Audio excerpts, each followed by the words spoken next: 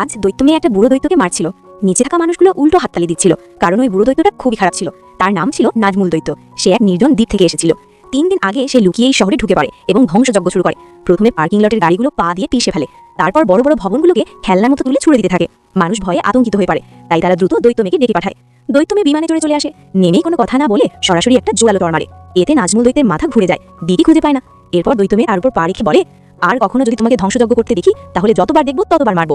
নাজমুল দৈত্য তখন লেজ গুটিয়ে পালিয়ে যায়, আর দৈত্য মেয়ে শহরের মানুষের সঙ্গে মিলে ভেঙে পড়া ভবনগুলো আবার তৈরি করতে সাহায্য করে। এমনকি সে নিজে খেলনা গাড়িও বের করে দেয়, যাদের গাড়ি নষ্ট হয়ে গিয়েছিল তাদেরকে। মানুষ খুবই আবেগপ্রবণ হয়ে পড়ে, কিন্তু একজন লোক কাঁদতে শুরু করে। সে বলে, এই খেলনা গাড়ি তো চালানো যাবে না। দৈত্য মেয়ে বলে, চালানো যাবে, আমি এটা ব্যাটারি লাগিয়েছি, যদি এটা পছন্দ না হয় আমার কাছে একটা হেলিকপ্টারও আছে। পরের দিন নাজমুল দৈত্য আবার দুষ্টুমি শুরু করে। সে কৃত্রিম লেকের ধারে গিয়ে সেখানে নর্দমার তেল আর শিল্প কারখানার বর্জ্য ঢেলে দেয়। এতে লেকের মাছগুলো সব বিষে মরে ভেসে ওঠে। মাছ ধরতে আসা লোকেরা খুব রেগে যায়, তারা দ্রুত ফোন করে দৈত্য মেয়েকে ডাকে। দৈত্য মেয়ে এবার হাই স্পিড ট্রেনে করে চলে আসে, এসে সরাসরি 2 লাথি মেরে নাজমুল দৈত্যকে